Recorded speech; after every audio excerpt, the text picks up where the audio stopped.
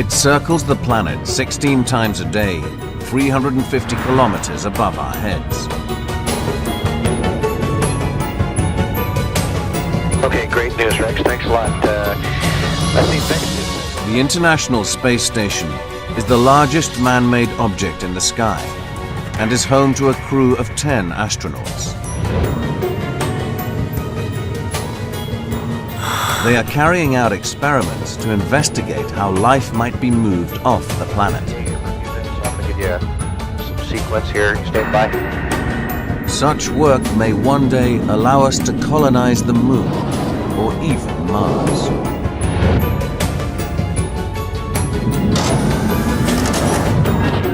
Four landmark spacecraft lie behind the success of the International Space Station. At the heart of each structure lies a major technological breakthrough that allowed engineers to build bigger spaceships. One by one, traveling up the scale, we'll reveal the stories behind these incredible machines. 5 ingenious leaps forward that enabled space stations to grow from big to bigger into the world's biggest.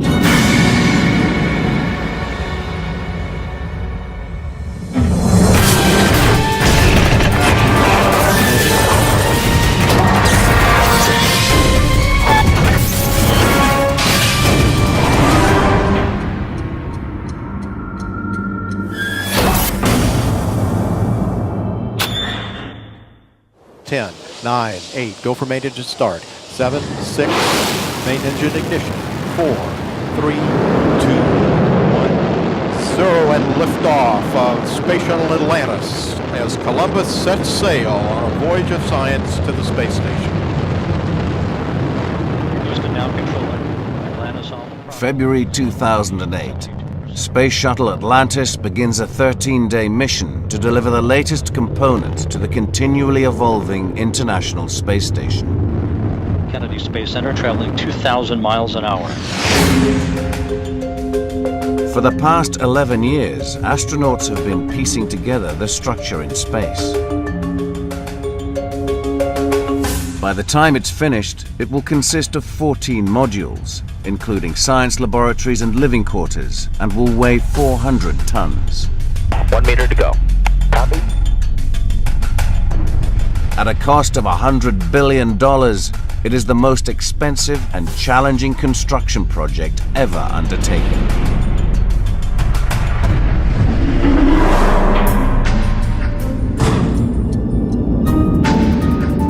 To understand how it became possible to build something so ambitious, we must travel back in time. Our story begins at the height of the Cold War. To build the world's first space station, Salyut, Soviet engineers must first conquer the pull of gravity.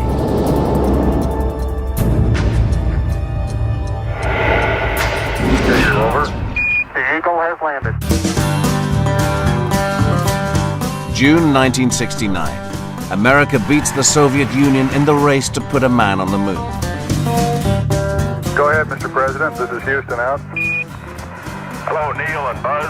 This certainly has to be the most historic telephone call ever made. The Soviets are determined not to be beaten again. They want to put a man in space for longer than ever before. Scientists don't know how the human body will cope over time in this extreme environment.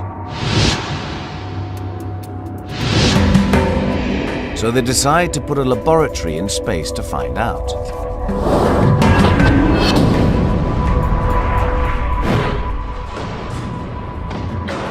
Salyut will hold a crew of 3 cosmonauts. The pressurized compartments will have a control room and living quarters. The plan is for the cosmonauts to spend 3 weeks there.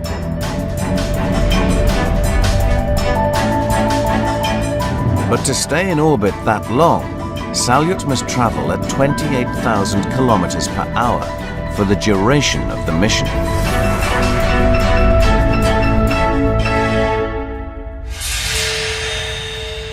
Astronaut Leroy Chow, veteran of 4 space station missions, knows the danger of taking your foot off the gas. If you're not going fast enough and you go up into space, you're just going to fall right back down. So you've got to get into what we know as orbital velocity, and in that way the force due to acceleration is going to be exactly balancing the gravitational pull.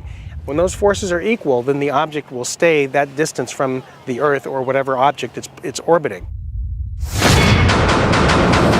To reach orbital velocity, 28,000 kilometers per hour, Russians strap Salyut to a proton rocket. Once the rocket is in orbit and Salyut is released, there should be nothing to stop it maintaining this speed. Space is a vacuum. There is no air resistance to slow it down.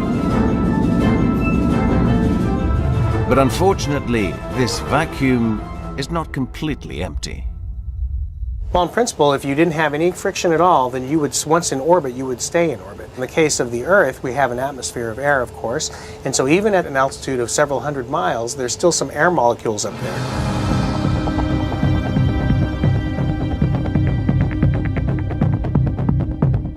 Even molecules of air hitting Salyut are enough to create drag and slow the spacecraft down.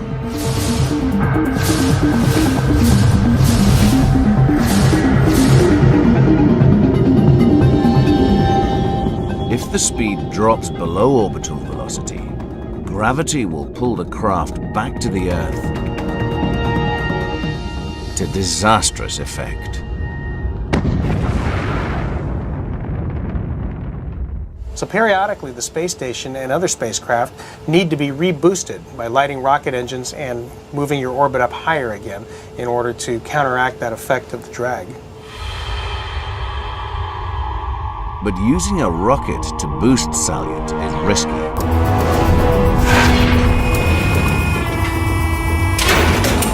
They go off with a bang and burn out quickly. An uncontained blast could send Salyut careering into deep space.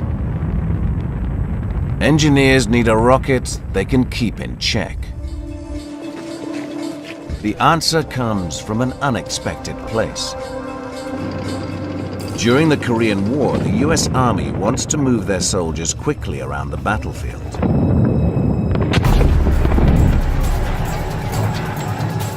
Engineers come up with a gizmo straight out of Dan Dare. A rocket pad. The rocket man can hover because his jet is powered by a chemical reaction which he can easily control. Chemist Andrew Shidlow demonstrates how to generate thrust from a simple chemical reaction. When hydrogen peroxide decomposes, it releases oxygen and water in a form of steam. As I press the syringe like this, a small amount goes in and out comes a puff of steam. Another small squirt, another puff of steam. Now this is controllability. It's the addition of a precise amount of hydrogen peroxide, immediate response, giving off a small amount of steam and oxygen.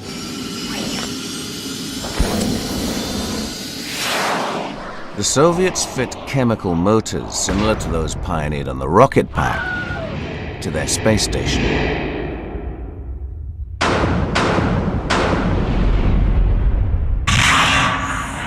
These allow the cosmonauts to give their ship a controlled burst of power to boost its speed and send it back into orbit.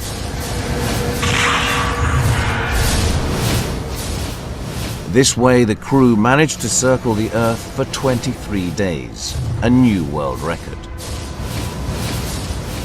Go ahead, Dex, I'm out of the way. It's day 3 of the shuttle's mission to deliver a new module to the International Space Station. Okay, good switch. Okay.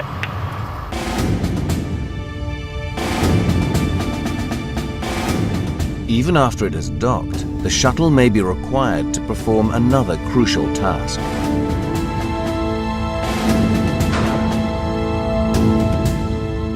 The International Space Station does not use its own thrusters to boost it back up to orbital velocity. Instead, it uses thrusters on a docked craft, such as the shuttle.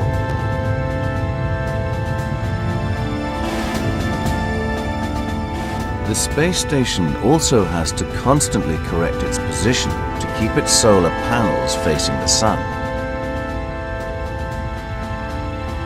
The panels provide all its power. To make these fine adjustments, astronauts rely not on rocket power, but on this, a gyroscope. Space scientist Kevin Fong demonstrates how a spinning wheel can move a space station.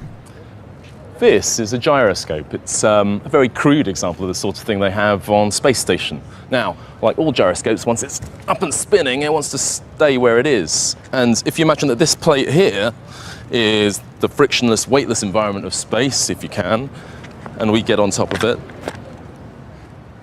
If I turn the wheel, it steers me. And if I turn it back the other way and don't fall off, it turns me back again. And that is a very crude demonstration of how control moment gyroscopes steer the space station. Engineers fit the International Space Station with 4 gyroscopes.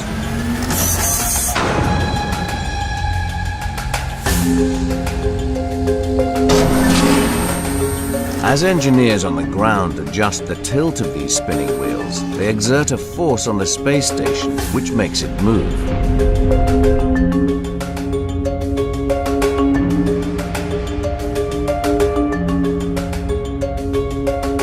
The gyroscopes make constant tiny adjustments to ensure the craft's solar panels always face the sun, giving the crew the power they need to carry out their experiments. Astronaut Mike Fink has been on board the space station for 100 days. It's his second home. So again, excuse our mess. We're in the middle of building a lot of things. We have my work area. It's a little bit cluttered right now, but this is kind of my desk. It doesn't sit out horizontally, but it has everything I need on it. Here's my crewmate, Yuri Lonchikov, exercising on the treadmill. Oh my goodness, it's beautiful out there.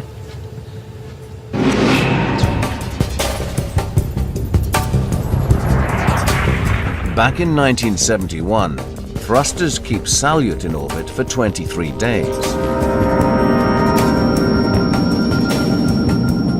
The Americans aim to beat that record with an enormous laboratory in space. But first, they must devise a way for their lab to stay in touch with Earth.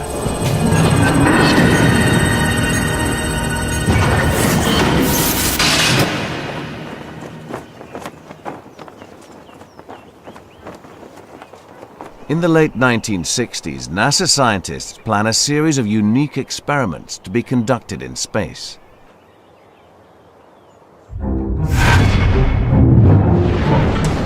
Their laboratory will be a 100-ton space station called Skylab.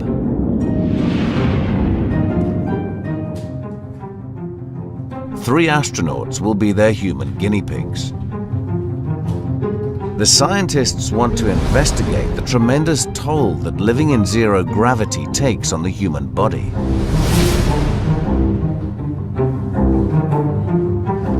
They will monitor their experiments from Earth via a communications link.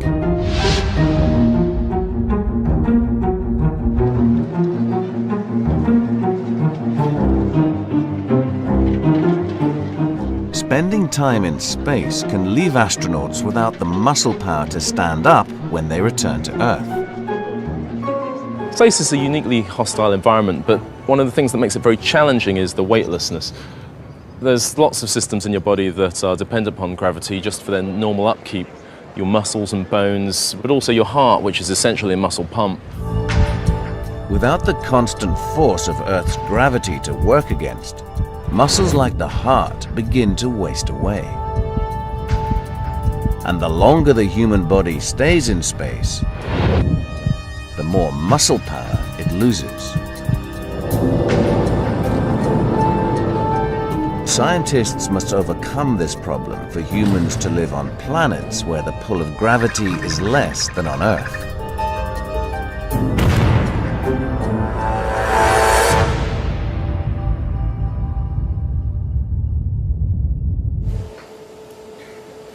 The success of the Skylab mission relies on scientists being able to monitor the astronauts' vital signs from Earth. But there's a problem.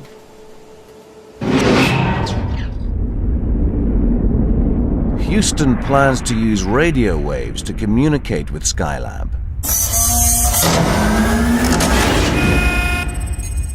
But radio waves can only travel in straight lines.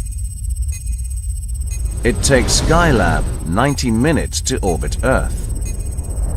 So this gives the scientists on the ground a narrow window of just 6 minutes to monitor the crew as they fly over Houston. Not long enough to collect the data they need.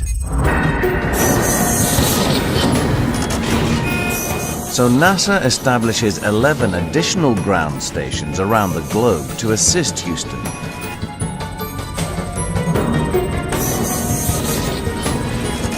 But that still leaves large areas of ocean with no receivers.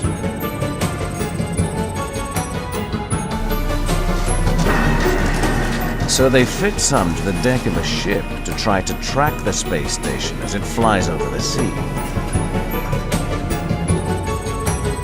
But that's a lot of ocean for one ship to cover.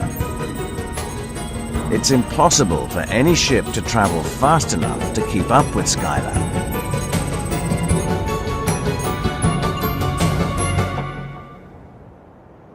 NASA needs radio receivers that are more mobile, so they fit them to aircraft. Michael Kiley was one of the pilots assigned to fly these special planes.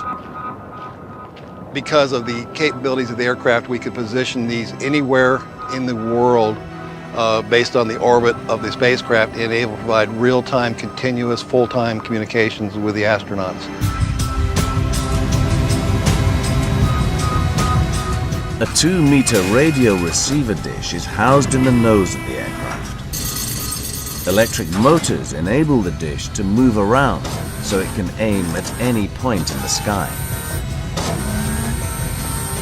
As the space station passes overhead, an operator inside the aircraft can adjust the angle of the dish to pick up Skylab's radio signal.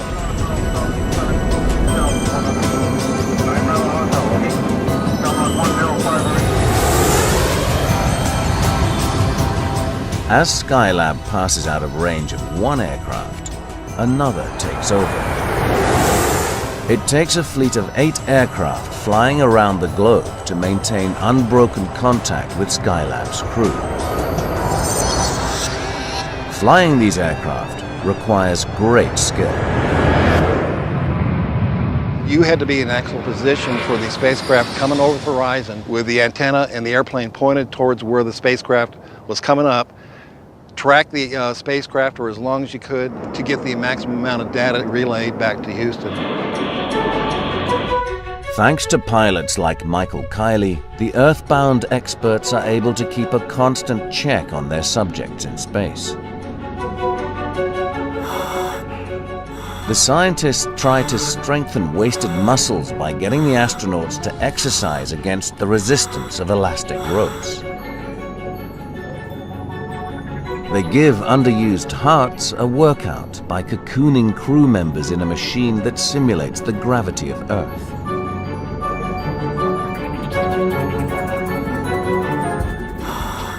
After enduring such trials for 84 days, the Skylab crew proves that the human body now has a fighting chance to survive without gravity.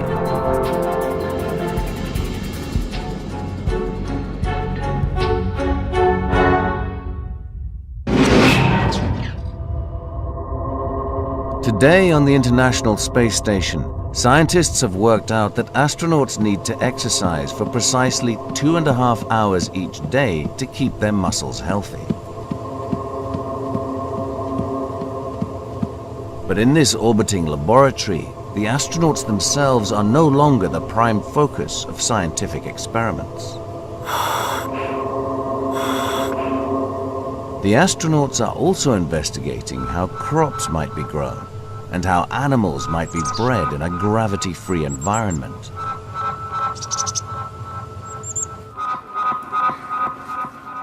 As with Skylab, specialists on the ground keep in regular contact with the astronauts.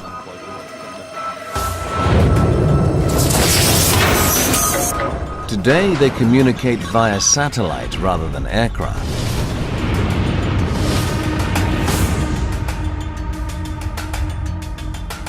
Nine satellites circle the globe thousands of kilometers above the space station. They are locked in orbit at fixed points around the Earth's equator. Together, the satellites give mission control almost uninterrupted contact with the space station as it orbits below. When the space station transmits a signal, the nearest satellite picks it up and relays it to Earth, from where it is beamed to mission control in Houston.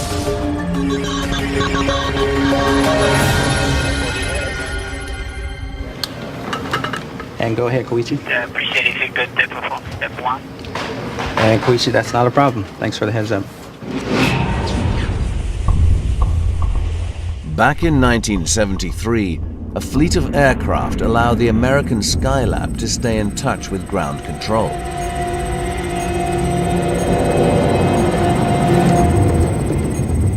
But to make a bigger space station, it would require the marriage of two sworn enemies and the union of two incompatible spacecraft.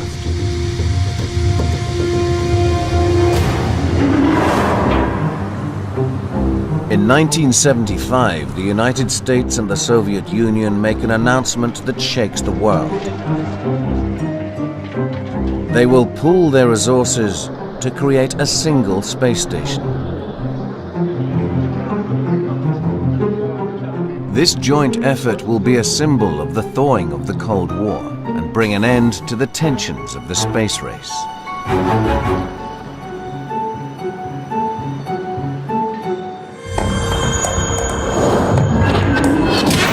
Here's the plan. The Soviet Union will launch a Soyuz spaceship from Baikonur Cosmodrome in Kazakhstan. Simultaneously, the USA will launch an Apollo spaceship from Cape Canaveral.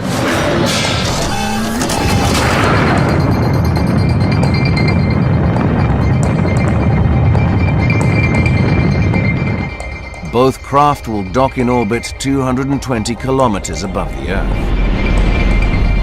Here, the American astronauts will meet the Soviet cosmonauts, and together they will conduct the first ever international space mission. One of the American astronauts was Vance Brand. I thought it was going to be a very interesting flight with obviously an international flavor, a lot of challenges, something that we had to do right. But the bigger challenge was getting together with our, well, I guess you'd say back then, our enemies, and pulling off a successful space mission. But a huge engineering challenge also emerges.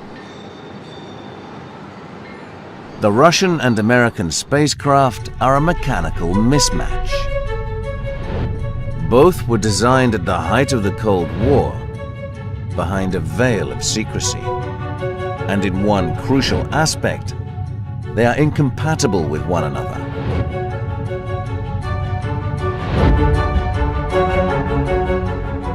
The air pressure in the two ships is completely different.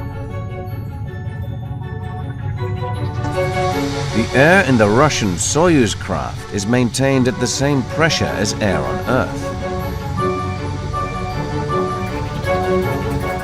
But on the American Apollo craft, the astronauts breathe pure oxygen stored at a much lower pressure.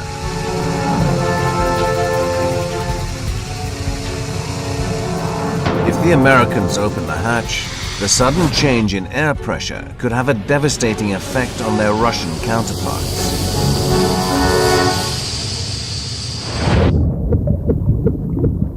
It would cause the nitrogen normally dissolved in their blood to reform as bubbles of gas. And these bubbles could kill the cosmonauts. This condition also afflicts deep-sea divers if they resurface too quickly.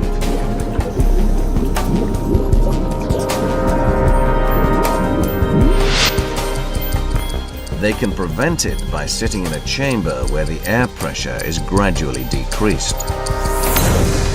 Engineers borrow this idea and fix a decompression chamber to the front of the Apollo ship. Once the two craft dock, the American astronauts will leave Apollo and enter the chamber. They will wait there for 3 hours until the air pressure equalizes to match the pressure inside Soyuz. Then the astronauts should be able to safely enter the Russian spacecraft for a momentous handshake.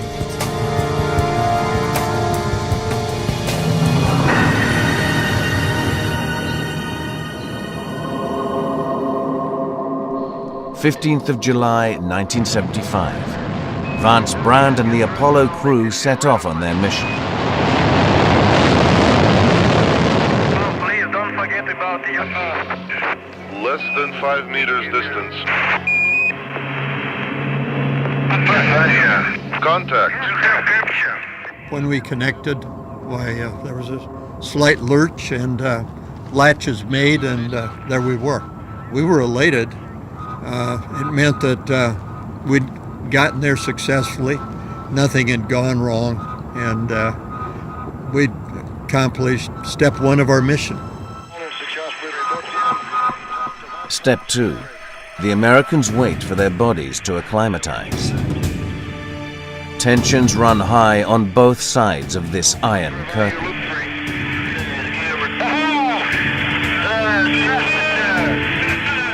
When the hatch into their spacecraft was open, why, there were sort of cheers and shaking hands and hugging and all that.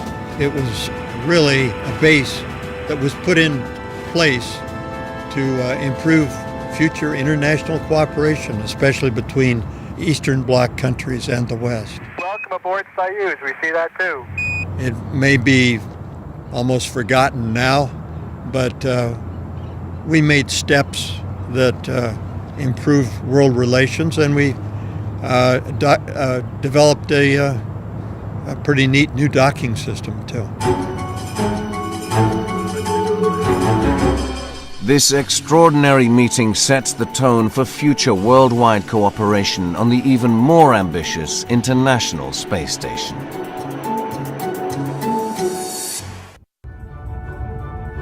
Today, Space Shuttle Atlantis, with its precious cargo, approaches the International Space Station.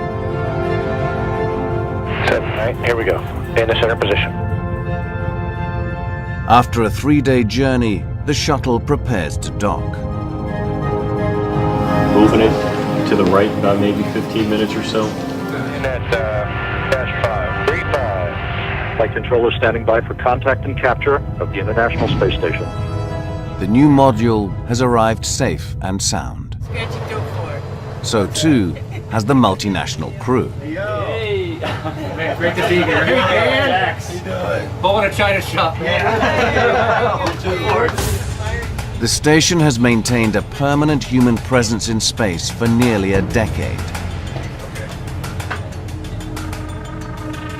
That's largely thanks to the engineers who have found a way to recycle humankind's most precious resource: water.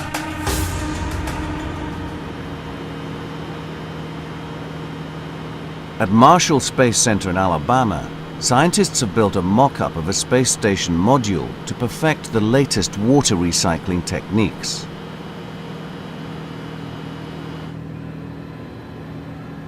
And they move civilian volunteers into the sealed chamber to live just like astronauts. We use this chamber to help us generate real-life wastewater as representative as possible of the wastewater that the astronauts generate while they're in the space station. Extractor fans suck in warm air laden with perspiration and collect the sweat evaporating from wet clothes. The scientists give this sweaty fluid a polite name: humidity condensate. They also managed to recover the water in urine. Urine, not surprisingly, is more contaminated than the humidity condensate. So we put that through an initial distillation process. We can recover about 85% of the water that's inherently in urine. The recycling system on the space station manages to recover an incredible 94% of the wastewater produced by the astronauts.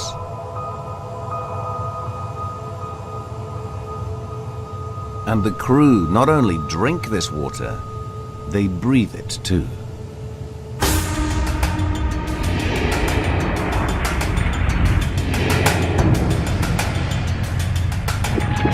Inside the space station's life support system, electricity is passed through tanks of recycled water.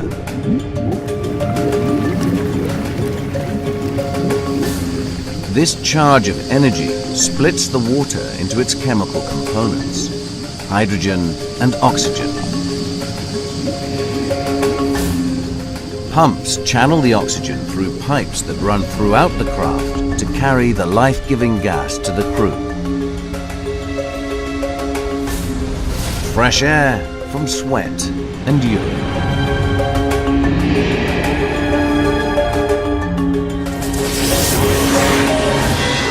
This technology is vital for future manned missions to Mars.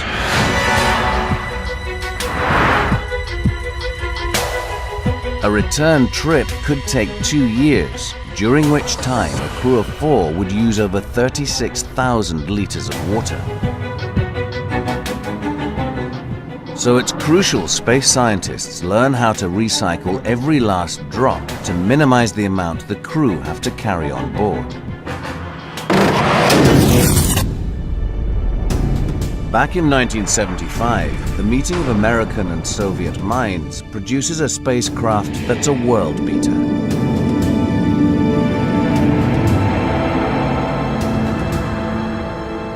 But to move up to the next level, the Soviets decide to go it alone. To build an even bigger space station, they must master the art of the spacewalk.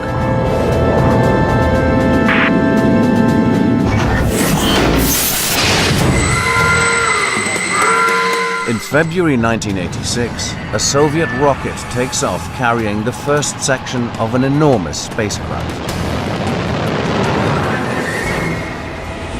Once complete, the Mir space station will weigh around 130 tons, too heavy to be carried into space on a single rocket.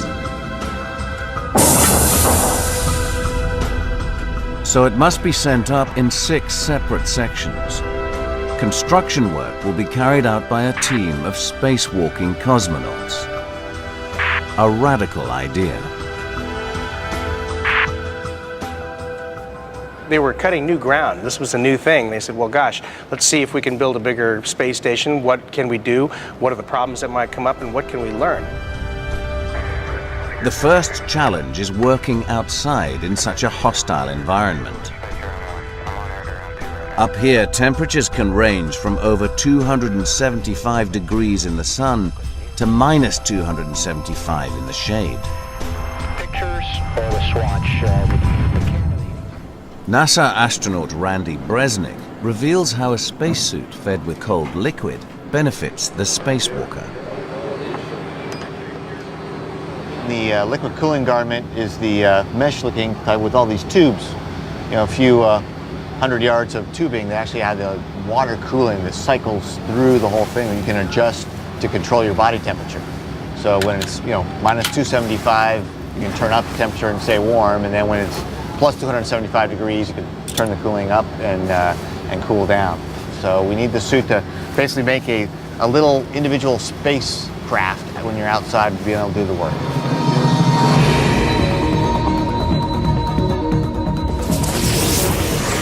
In early spacesuits, the liquid that cools the cosmonaut, along with the oxygen he breathes and the electricity that keeps his systems running, are fed from space station to space suit through a long umbilical cord.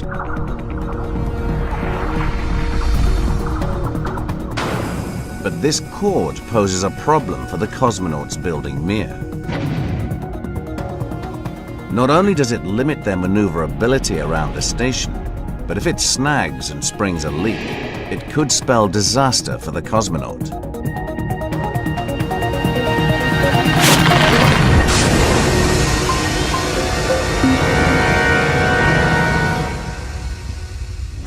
To overcome this problem, Russian designers removed the umbilical cord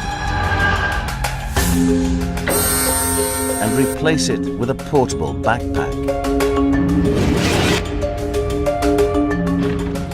It contains tanks of oxygen, batteries, and cooling and heating fluids that feed straight into the spacesuit.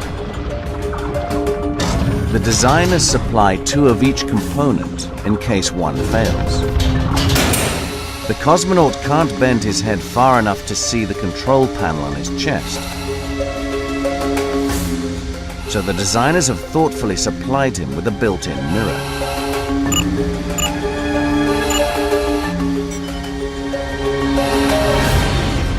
This way, cosmonauts can assemble Mir unimpeded.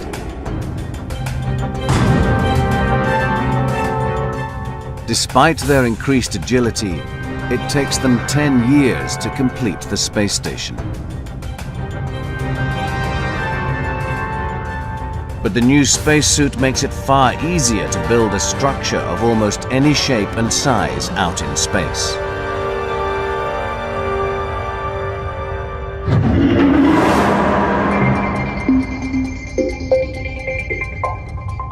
Today at the International Space Station, the time has come to bolt on the new module, a prefabricated science laboratory.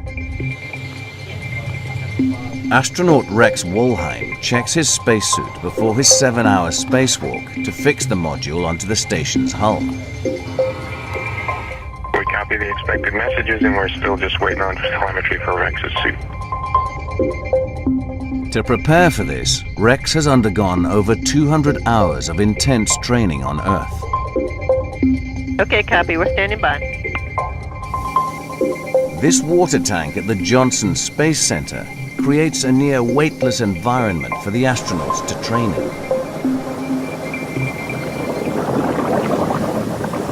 We call this facility the Neutral Buoyancy Laboratory because in the water we can wear the same suit basically that we wear in space during our spacewalks, and the divers that assist us can add weights or styrofoam to our suits and make us neutrally buoyant, which feels a little bit like being weightless. In the bottom of this pool sits a replica of the space station. Underwater, astronauts get to grips with maneuvering themselves around its hull. They have limited mobility in their spacesuits. Is it a compression issue with the gloves? Yeah, because I got a little bit of slop in the tip of my gloves. The cumbersome spacesuit makes even the simplest task, such as turning a wrench, extremely challenging.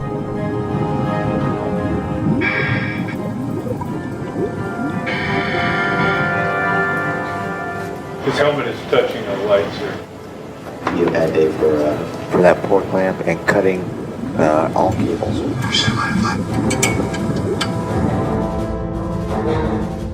Back at the real space station, Rex's first task is to unload the module from the shuttle's hold.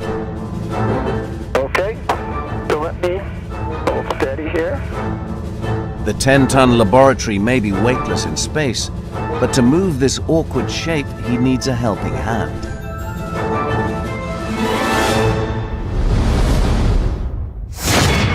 Luckily for Rex, the Canadian Space Agency has developed a special arm made from 7 motorized limbs.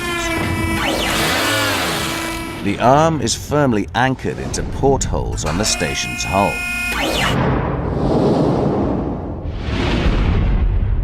A detachable hand enables it to lift objects and assist in construction.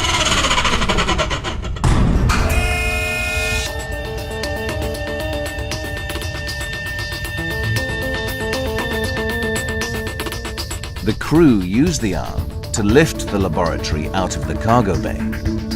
Good job. Good motion. Continue. Starboard edge a little down, Dan.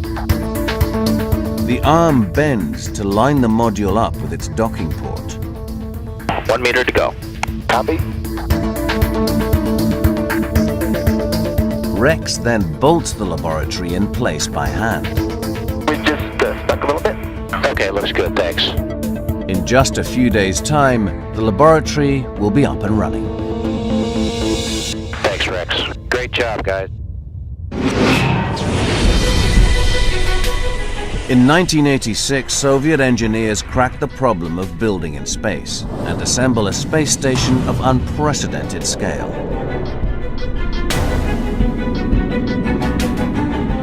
But a structure as big as the International Space Station presents a new challenge. Its size makes it an easy target for accidental collisions.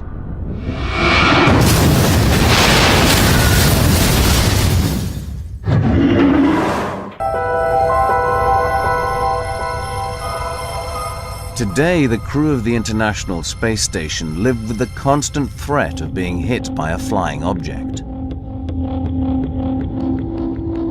Over 100,000 pieces of discarded rockets and satellites litter the space station's path. This is a real-time image of the deadly orbiting space junk. NASA used radar to track the largest pieces of wreckage and steer the station out of harm's way.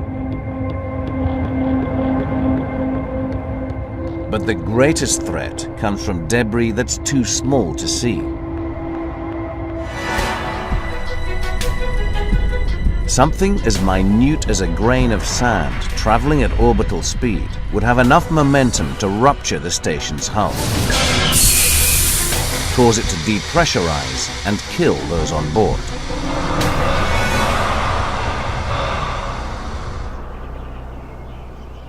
At Johnson Space Center, scientists can replicate such a debris strike. They load a tiny fragment of aluminium into a special gun and fire it at 25,000 kilometers per hour. At a sample of the space station's hull. This shows a full sample. This is the impacted side, and this is the bubble on the back side. The bubble has basically burst on the back, like a balloon. Little pieces come off at high speed like a hand grenade. So if you have, this would be the inside of the vehicle. If you have equipment here or personnel, and these pieces come off, it can be very damaging or an injury to the crew. Engineers have found that one thick sheet of aluminium offers less protection than 2 thin sheets separated by a gap. And you can see the entry hole there. The particle would come in and it hits this, and because of the high velocity that the particle is moving, as it goes through this layer, it shocks the particle, basically fragments it. And as it exits on this side, it's moving a little bit slower, but it forms a debris cloud. It looks like a kind of a balloon of particulate material. And that spreads out, and you can see by the time it hits the wall that we're trying to protect, it's spread out quite a bit. To enhance this protective paneling, engineers pad the gap with the same material used for bulletproof vests, Kevlar.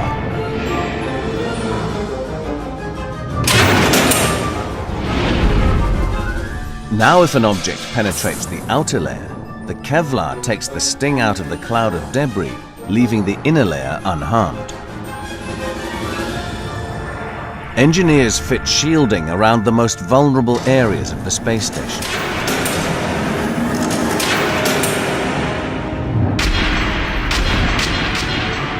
They even fit shutters to protect the windows when they're not in use. This technology could one day be used to protect outposts on the Moon or Mars, which, unlike Earth, have little or no atmosphere to absorb the impacts of falling dust and rocks.